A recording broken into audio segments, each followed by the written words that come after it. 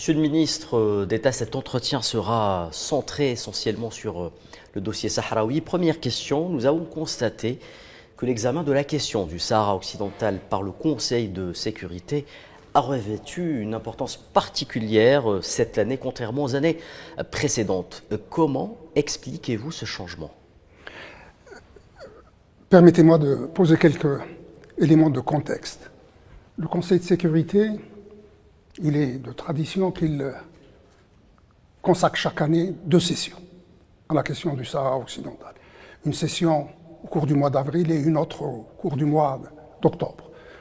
La session d'avril est consacrée à l'évaluation des travaux de la MINURSO elle-même, la mission des Nations Unies au Sahara occidental. Quant à la session d'octobre, c'est une session qui est traditionnellement réservée au renouvellement du mandat de cette mission. Et cette année, la particularité a été que cette occasion du renouvellement de la mission des Nations Unies au Sahara occidental a voulu être saisie par le Royaume du Maroc comme une occasion d'opérer un passage en force sans précédent. Il s'agissait pour le Maroc de faire passer 3 idées qui lui tiennent particulièrement à cœur. La première, c'est le démantèlement de la MINURSO ou la transformation radicale de son mandat. Deuxièmement, imposer le plan d'autonomie comme solution unique et exclusive à la question du Sahara occidental et tuer définitivement l'idée d'un référendum d'autodétermination. C'est ça, en fait, qui a été à l'origine de cet engouement particulier que nous avons perçu cette année autour de la question du Sahara occidental. Monsieur le ministre, comment évaluez-vous aujourd'hui le contenu de la résolution 2997 adoptée par le Conseil de sécurité sur la question justement du Sahara occidental ? Là, il faut justement revenir aux objectifs du Maroc. Les objectifs du Maroc étaient codifiés à travers ce qu'on a appelé le draft zero, le projet de résolution originel. Effectivement, lorsque vous regardez le draft zero, le fameux draft originel qui a été soumis au Conseil de sécurité, vous constatez que, il était question que la MINURSO ne dure plus que 3 mois. Son mandat devait prendre fin au mois de janvier 2026. Et qu'à cette occasion-là, on procéderait soit à son démantèlement pur et simple, soit à radicalement transformer son mandat, le Maroc souhaitant que ce mandat soit transformé en soutien à la mise en œuvre du plan d'autonomie du Maroc. C'était le premier élément de déséquilibre dans ce projet de résolution. Deuxièmement, le plan d'autonomie marocain était considéré comme le cadre exclusif, unique, pour le règlement de la question du Sahara occidental. Le droit à l'autodétermination lui-même était inséré exclusivement dans le cadre de la mise en œuvre du plan d'autonomie. Donc, une orientation vers un sens unique du droit à l'autodétermination, ce sens unique étant le plan d'autonomie marocain. Et ensuite, il n'y avait plus que le plan marocain sur l'autonomie, à l'exclusion de toutes les autres propositions, et en particulier les propositions qui ont été faites par 2 fois, 2007 et plus récemment au mois d'octobre, par le Front Polisario. Donc voilà ce que vous aviez dans le texte originel. Aujourd'hui, qu'est-ce qu'il y a ?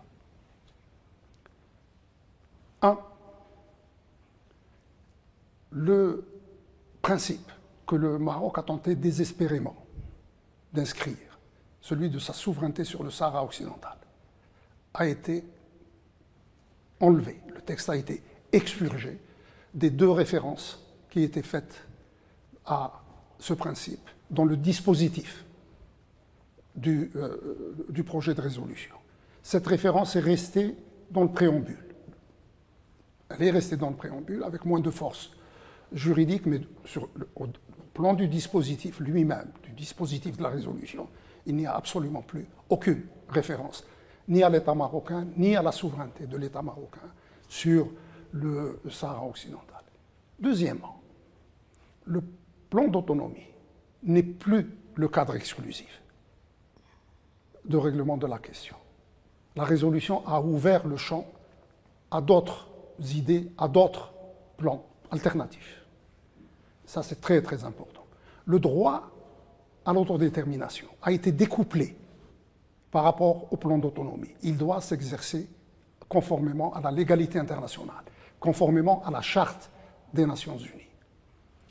Quatrième point très, très important, la MINURSO, que le Maroc voulait soit démanteler, soit transformer radicalement quant à son mandat, a vu son mandat précisément prorogé d'une année. Voilà un peu, très très ramassé, très rapidement, les éléments de comparaison que je vous livre s'agissant de ce projet de résolution. Quel était le point de départ, quel est le point d'arrivée? Et c'est à vous qu'appartient le jugement maintenant. Monsieur le ministre, est-ce que c'est pour toutes ces raisons que vous venez d'évoquer que l'Algérie n'a pas participé au vote? Alors on sait que 3 pays se sont abstenus, la Chine, la Russie et le Pakistan. L'Algérie n'a pas voté. Est-ce que c'est pour toutes ces raisons que vous venez d'évoquer que le choix a été fait? Je vais vous livrer un scoop, très honnêtement. L'Algérie était à 2 doigts de voter pour la résolution. Je vous ai mentionné cette petite disposition relative à la souveraineté marocaine au préambule. Nous avons demandé, dans la nuit, la veille du vote, que celle-ci soit enlevée et on voterait pour le texte. Elle n'a pas été enlevée. C'est ça, techniquement, c'est ça ce qui a motivé le fait que l'Algérie n'ait pas participé au vote.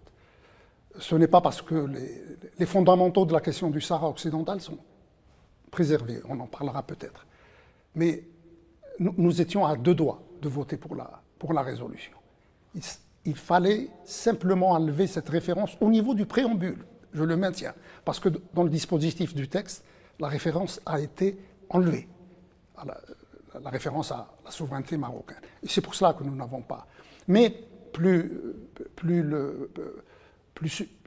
substantiellement, disons, nous accordons beaucoup d'importance au fait que tout ce processus conduit par les Nations Unies en matière de parachèvement de la décolonisation du Sahara occidental soit strictement conforme à la résolution des Nations Unies. Écoutez, on les appelle les territoires non autonomes. Il en existe 17 à l'ordre du jour des Nations Unies. Tous ces 17 territoires sont éligibles sans contestation aucune à l'exercice du droit à l'autodétermination. La Nouvelle-Calédonie, les territoires sous domination britannique, les territoires sous domination de la Nouvelle-Zélande, tous ces pays, tous ces territoires appelés territoires non autonomes sont éligibles au regard des Nations Unies, éligibles au droit à l'autodétermination. Pourquoi devrait-il y avoir un exceptionnalisme sahraoui? Alors qu'il s'agit d'un pilier de la Charte des Nations Unies. Le droit à l'autodétermination est un pilier de la Charte des Nations Unies et c'est un pilier de la diplomatie algérienne pour une raison très affective, très émotionnelle. D'ailleurs, beaucoup d'Algériens ne le savent certainement pas.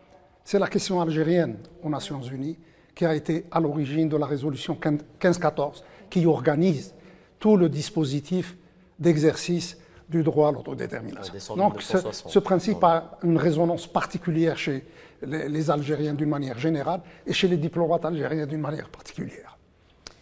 Et rappelons, Monsieur le ministre d'État, que l'ensemble des amendements apportés au draft 0 ont été, bien entendu, à l'origine de l'action de l'Algérie auprès du Conseil de sécurité. Dans sa déclaration, justement, après le vote de cette résolution, l'Algérie a affirmé que le texte adopté n'était pas conforme, justement, à cette doctrine bien établie des Nations Unies en matière de décolonisation. Vous venez de le rappeler. Pouvez-vous nous expliquer cela? Écoutez, vous revenez encore une fois au draft 0, c'est-à-dire le draft originel. Ce draft, ce projet de résolution était tellement déséquilibré, il était tellement partial, au point qu'il ne reflétait que la position d'une partie. C'était tellement outrancier qu'au bout du compte, il y a eu 8 pays, plus de la moitié des membres du Conseil de sécurité, qui ont introduit des amendements. Il n'y avait pas que l'Algérie qui avait introduit des amendements. 8 pays de tous les continents ont introduit des résolutions parce qu'ils ont estimé que c'était trop, que le texte était trop partial, trop déséquilibré, trop en faveur d'une partie et trop contre l'autre partie. Et donc, il y a eu ces amendements. Nous-mêmes, nous avons aussi présenté nos amendements. Et nos amendements ont tous tendu vers 3 objectifs. 1. Le plan d'autonomie ne saurait en aucune manière être le cadre exclusif et unique de la recherche d'un règlement politique à la question du Sahara occidental. 2. Le droit à l'autodétermination du peuple sahraoui doit s'exercer conformément au droit international, à la Charte des Nations Unies, à la résolution 1514, et non pas conditionné au contenu du plan d'autonomie marocain. Et 3. La MINURSO doit être prorogée pour remplir sa mission d'organisation du référendum, qui est sa mission originelle. Et je crois que de ce point de vue-là, nous avons maintenu, non seulement de par notre propre action, l'action algérienne particulière, mais aussi par la réaction que ce déséquilibre du plan, du projet de résolution originelle, cette réaction qui s'est généralisée, comme je l'ai dit, à 8 pays, tous ces efforts qui se sont conjugués ont abouti à l'introduction d'un nouvel équilibre au niveau du projet de résolution qui a été finalement soumis au vote du Conseil de sécurité. Vous avez, il y a quelques instants, évoqué le plan marocain d'autonomie pour le Sahara occidental. Monsieur le ministre, quels sont les principaux griefs de l'Algérie à l'égard justement de ce plan? Le plan d'autonomie marocain, je l'ai devant moi. 4 pages, très légères. 4 pages et un paragraphe, pour être honnête. Ça ne peut pas être décemment appelé un plan. Il n'y a absolument aucun contenu politique, aucun contenu juridique. Ce sont des pétitions de principe, des affirmations d'intention. Mais au-delà de la forme, les 4 pages particulièrement légères de ce plan, il y a plus sérieux que ça. Premièrement, il s'agit là d'un plan d'autonomie pour le Sahara occidental. Ce document a été soumis aux 193 États membres de la communauté internationale, sauf aux principales concernés, les Sahraouis.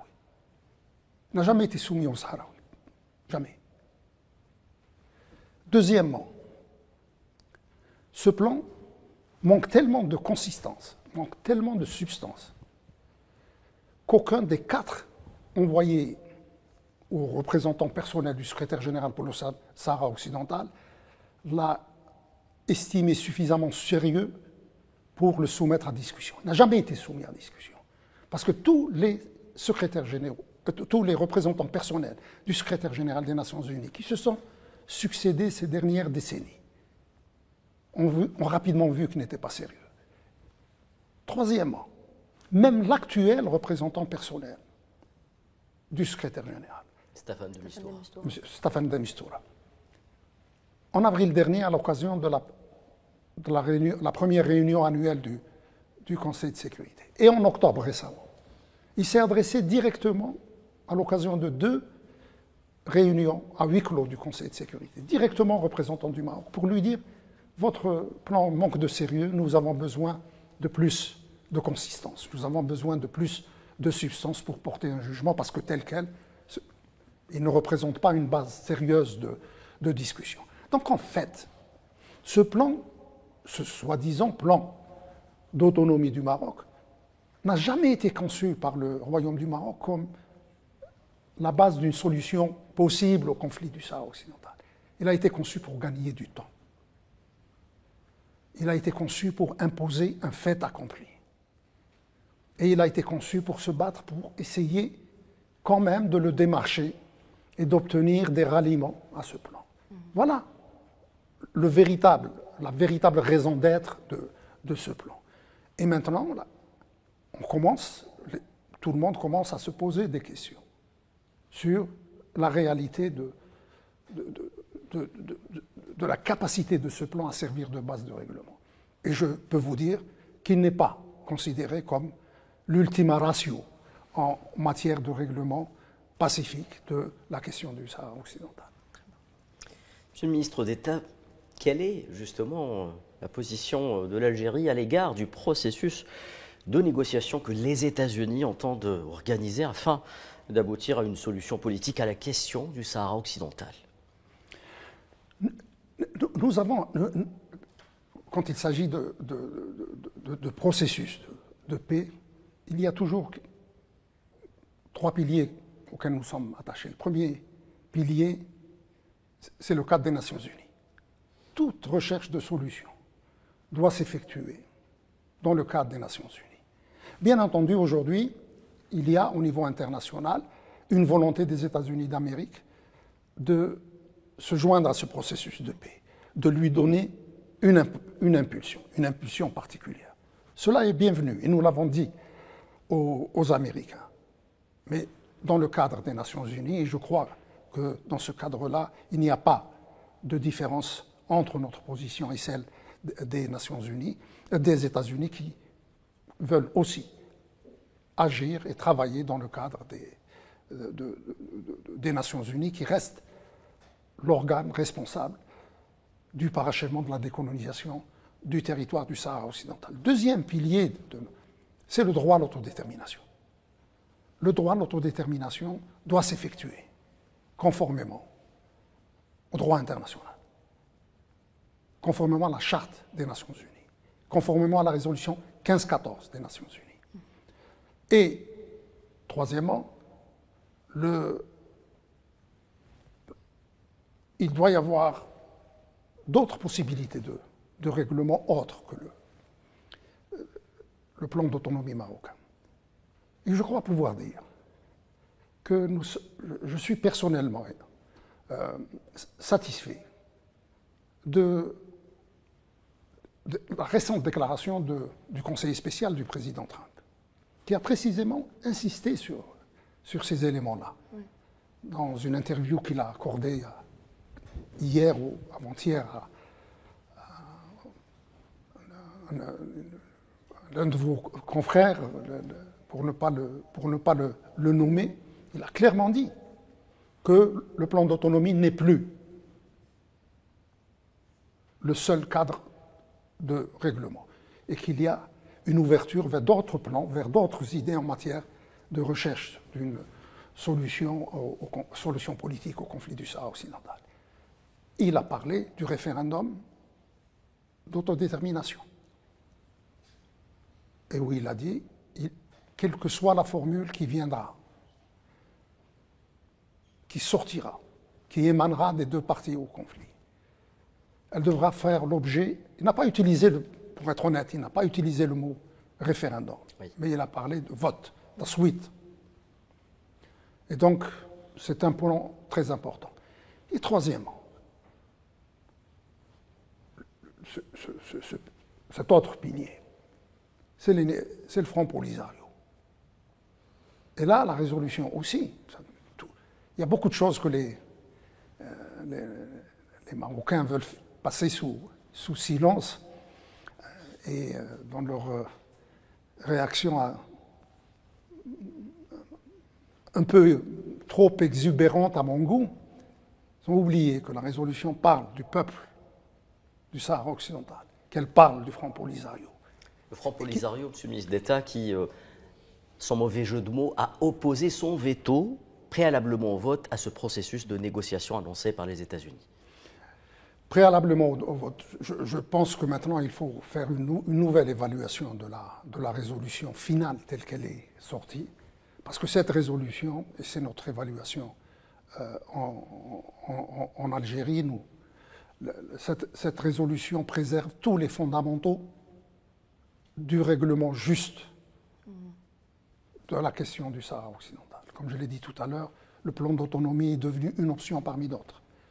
Le droit à l'autodétermination doit s'opérer conformément au droit international. Les négociations entre Marocains et Sahraouis seront l'instrument de conclusion de cet accord de paix. Donc tous les fondamentaux sont préservés. Et c'est à la lumière de cette donnée fondamentale qui a été concrétisée lorsque l'on voit tout le chemin parcouru par rapport au projet de résolution originelle et celui qui a finalement émergé des débats du Conseil de sécurité, qu'il faut prendre position. Très bien. Monsieur le ministre, on va à présent s'intéresser à un autre dossier, si vous le voulez bien. Le 30 octobre dernier, l'Assemblée nationale française a adopté un projet de résolution demandant au gouvernement français de dénoncer l'accord de 1968, régissant, vous le savez, les conditions de circulation, de séjour et de travail des Algériens en France. Quelle est votre réaction à cette initiative? Très sincèrement, j'ai beaucoup de respect pour l'Assemblée nationale française. Mais lorsque j'ai vu ce vote, je vais être très honnête avec vous, je vais vous dire la première pensée qui m'est venue à l'esprit. La course à l'échalote se poursuit. Et c'est attristant de voir un pays aussi grand que la France de faire de l'histoire d'un autre pays, un pays indépendant, souverain, l'objet d'une compétition électorale anticipée en France. Fonds de commerce électoraliste. J'ai dit déjà course à l'échalote, ça m'a coûté, je ne voulais pas encore ajouter cela. Maintenant, sur le fond, cette affaire est une affaire entre l'Assemblée nationale française et le gouvernement français. C'est une affaire intérieure. C'est une affaire franco-française. Elle ne nous concerne pas pour le moment.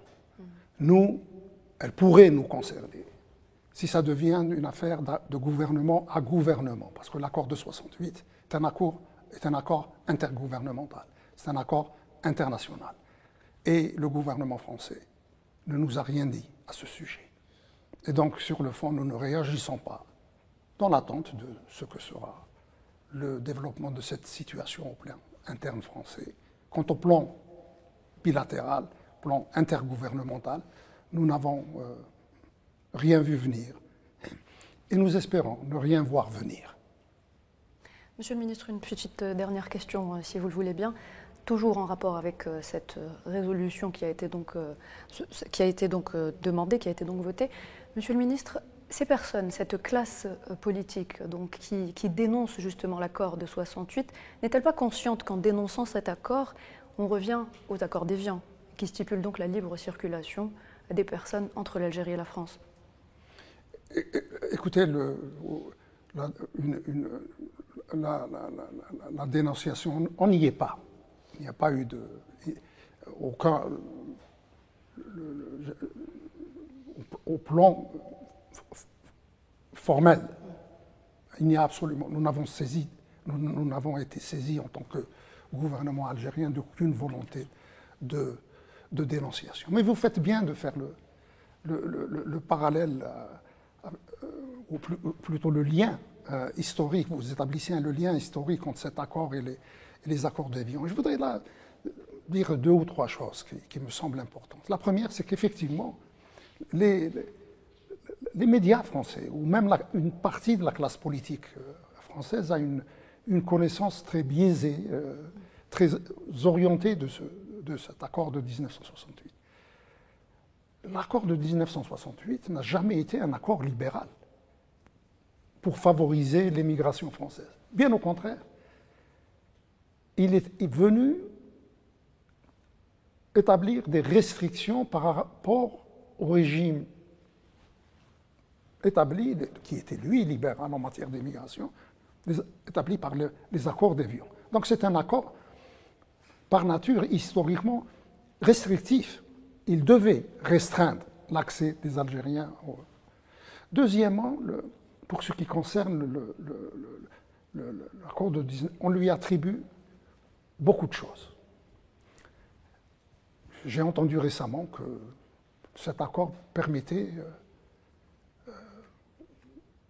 ou plutôt occasionnait à la France le paiement de 2 milliards. Ça m'a rappelé un peu l'aide au développement. Il y a des chiffres qui sortent comme cela, qui ne sont pas, en tout cas, d'après nos calculs, qui sont totalement infondés, qui n'ont absolument aucun lien avec la réalité, comme les 800 millions de dollars d'aide au développement n'avaient aucun lien avec la réalité. Et il y aura très certainement un Français qui va se lever pour dire que ces chiffres-là sont vraiment fantaisistes. Et donc je voulais un peu rétablir cette vérité, entre guillemets, historique. Monsieur le ministre d'État, peut-être permettriez-vous une dernière question avant de conclure cet entretien sur la relation de l'Algérie avec le continent africain et cette profondeur africaine retrouvée depuis l'arrivée du président Abdelmadjid Tebboune à la tête de l'Algérie. Est-ce que l'Algérie revient assurément justement vers cette appartenance naturelle qu'est le continent africain? L'on a vu justement à travers le bal diplomatique entre l'Algérie et plusieurs pays africains ces dernières semaines.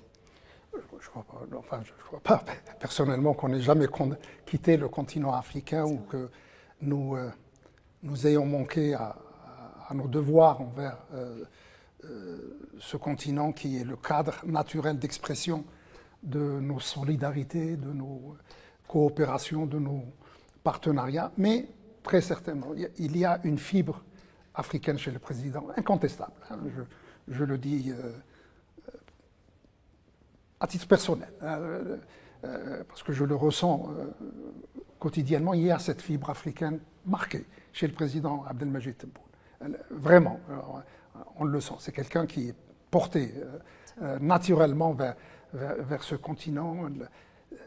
Et il l'a prouvé aussi. Il ne s'agit pas simplement de sentiments, il l'a pris par certaines initiatives majeures, importantes, qui ont eu un impact sur le déploiement diplomatique de l'Algérie en Afrique. Cette fibre africaine du président facilite la tâche pour les diplomates que nous sommes, parce que nos partenaires le ressentent, très sincèrement.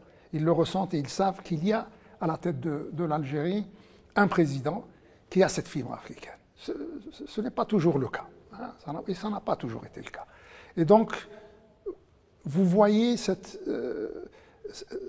attraction supplémentaire, cette attraction nouvelle supplémentaire exercée par l'Afrique sur l'Algérie, mais il y a aussi une attraction réciproque. Et vous avez ce que vous avez appelé l'engouement africain, que l'on ressent ici à travers les visites, à travers les manifestations africaines qui sont organisées ici. Mais ce n'est pas de la politique pour de la politique. Très sincèrement, le président est un homme très concret, c'est un homme de projets, c'est un homme de chantiers politiques, de chantiers diplomatiques. Et il veut que ces sentiments de l'Algérie pour l'Afrique soient bâtis sur des réalisations. Et je crois qu'il l'a démontré à travers les manifestations que nous avons organisées. La toute dernière a été la foire l'IATF, qui a été un grand succès pour l'Afrique et pour notre pays. Il y a l'attachement aussi au développement de ces zones franches dans tous nos voisinages africains.